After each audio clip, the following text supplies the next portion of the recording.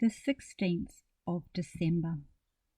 And now, without a word of warning from the ghost, they stood upon a bleak and desert moor, where monstrous masses of rude stone were cast about, as though it were the burial place of giants, and water spread itself wheresoever it listed, or would have done so, but for the frost that held it prisoner.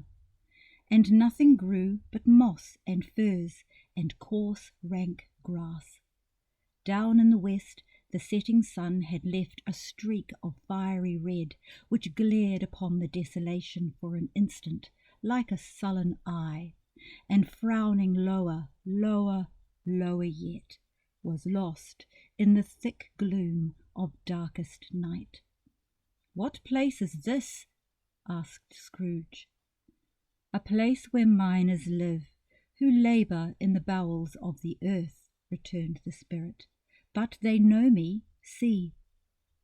A light shone from the window of a hut, and swiftly they advanced towards it. Passing through the wall of mud and stone, they found a cheerful company assembled round a glowing fire. An old man and woman, with their children and grandchildren, and another generation beyond that, all decked out gaily in their holiday attire.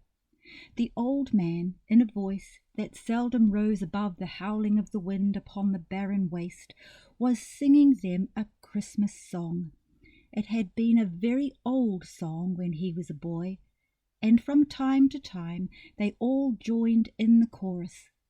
So surely as they raised their voices, the old man got quite blithe and loud, and so surely as they stopped, his vigour sank again. The spirit did not tarry here, but bade Scrooge hold his robe, and passing on above the moor, speed whither? Not to see, to see.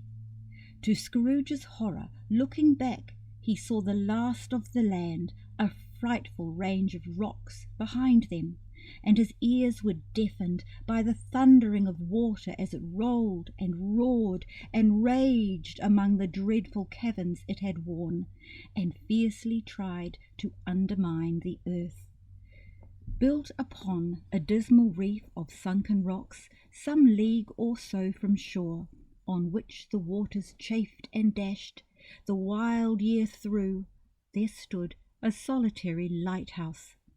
Great heaps of seaweed clung to its base, and storm birds, born of the wind one might suppose, as seaweed of the water rose and fell about it, like the waves they skimmed. But even here 2 men who watched the light had made a fire, that through the loophole in the thick stone wall shed out a ray of brightness on the awful sea. Joining their horny hands over the rough table at which they sat, they wished each other Merry Christmas in their can of grog, and one of them, the elder, too, with his face all damaged and scarred with hard weather, as the figurehead of an old ship might be, struck up a sturdy song that was like a gale in itself. Again the ghost sped on, above the black and heaving sea, on, until, being far away, as he told Scrooge, from any shore, they lighted on a ship.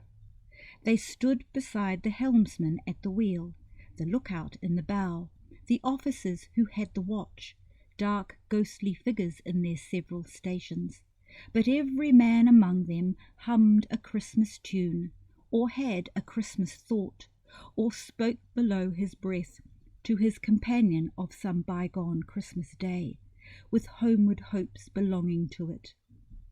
And every man on board, waking or sleeping, good or bad, had had a kinder word for another on that day than on any day in the year, and had shared to some extent in its festivities, and had remembered those he cared for at a distance, and had known that they delighted to remember him. It was a great surprise to Scrooge while listening to the moaning of the wind and thinking what a solemn thing it was to move on through lonely darkness over an unknown abyss, whose depths were secrets as profound as death. It was a great surprise to Scrooge, while thus engaged, to hear a hearty laugh. It was a much greater surprise to Scrooge to recognize it as his own nephew's, and to find himself in a bright, dry, gleaming room, with the Spirit standing smiling by his side, and looking at that same nephew with approving affability. "Ha ha ha!" laughed Scrooge's nephew. "Ha ha ha! If you should happen, by any unlikely chance, to know a man more blessed in a laugh than Scrooge's nephew, all I can say is, I should like to know him too. Introduce him to me, and I'll cultivate his acquaintance." It is a fair, even-handed, noble adjustment of things, that while there is infection in disease and sorrow, there is nothing in the world so irresistibly contagious as laughter and good humour. When Scrooge's nephew laughed in this way, holding his sides, rolling his head, and twisting his face into the most extravagant contortions, Scrooge's niece by marriage laughed as heartily as he, and their assembled friends, being not a bit behindhand, roared out lustily, "Ha ha ha ha! He said that Christmas was a humbug, as I live!" cried Scrooge's nephew. "He believed it too." "More shame for him, Fred," said Scrooge's niece indignantly. "Bless those women, they never do anything by halves. They're always in earnest." She was very pretty, exceedingly pretty, with a dimpled, surprised-looking, capital face, a ripe little mouth that seemed made to be kissed, as no doubt it was, all kinds of good little dots about her chin that melted into one another when she laughed, and the sunniest pair of eyes you ever saw in any little creature's head. Altogether she was what you would have called provoking, you know, but satisfactory too. Oh, perfectly satisfactory. "He's a comical old fellow," said Scrooge's nephew, "that's the truth, and not so pleasant as he might be. However, his offences carry their own judgment, and I have nothing to say against him."